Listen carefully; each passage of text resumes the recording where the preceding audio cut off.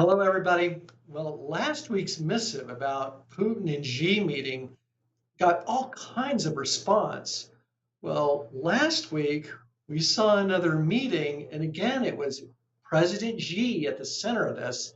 And this time he was hosting Middle Eastern nations. So, to set this up and why it's so important, a little bit of history. You've heard me talk before about in the great game of global power, in general, there are land powers and there are sea powers. China historically has been a land power. Greece was a sea power. Egypt a land power. Russia is a land power. Great Britain is sea power. You get the idea. Well, what was China talking to Middle Eastern nations about? And by the way, who was there? Crown Prince Mohammed bin Salman from Saudi Arabia. He showed up. You had General Sisi. He's the head of Egypt. He was there. United Arab Emirates head was there right on the heels of the Putin meeting. And what were they discussing? They were discussing this. And I will show you more about this map in a minute. But again, the setup. If you go back the last couple of hundred years, we have to get to Great Britain and their beef with Russia. Let me explain. Let's go to the map. All right, so Great Britain is up here. The jewel of the crown of the British Empire was India. And what the British saw was this. You've got a land power up here in Russia. It was the only country that they believed that could cut them off from India. And it kind of makes sense. You're going to go from Britain to maintain control all the way over here. That's all via the ocean. Meanwhile, for Russia, all they had to do was come straight south. And they thought Russia was the only power that could disrupt the British Empire in India. So, with that as background, what was China talking to the Middle Eastern nations about? Let's go to this map. All right.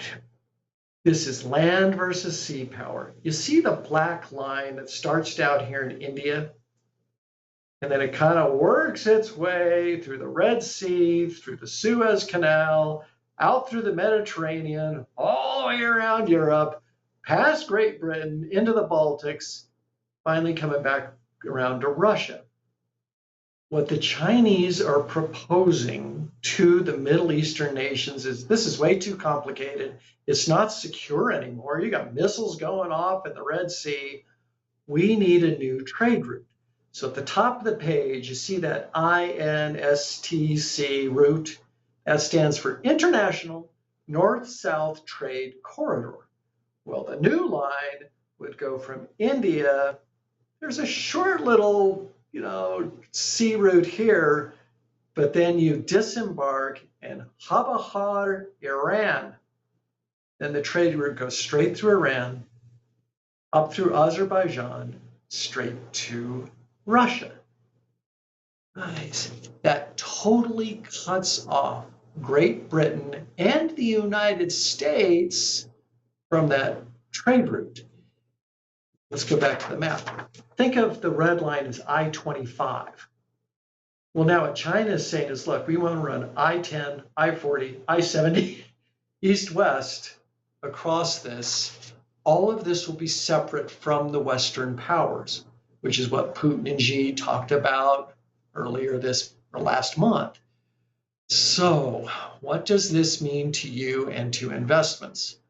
Well, if the Saudis, if Egypt, if the Middle East buys into this, Israel, the United States, Britain, Europe, all get more isolated in world trade. That will be very good for the Eurasian continent minus Europe, but not so hot for us here in the Western Hemisphere or Great Britain. Now, one other piece to this, back to the map. How hard would it be for that red line coming up to Russia to then peel off and go to Germany, go to France? That's a lot easier in that long trade route. This is the other thing we're starting to hear out of Germany. They're saying, look, our future might be with Russia and not with the United States way across the Pacific Ocean. What would that do to NATO? These are big things that are going on right now. And this isn't pie in the sky stuff. This is what they're negotiating while we're watching Stormy Daniels.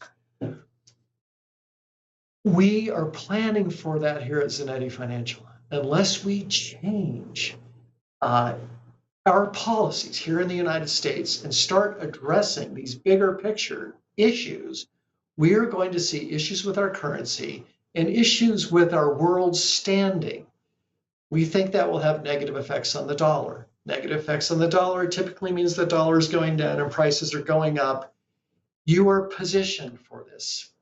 It's not exactly great news when I tell you this stuff for the country, but we don't want you to be roadkill financially as all this plays out while we argue about the Trump verdict. So with that cheery news on this Monday morning, I'll now turn it over to Walt.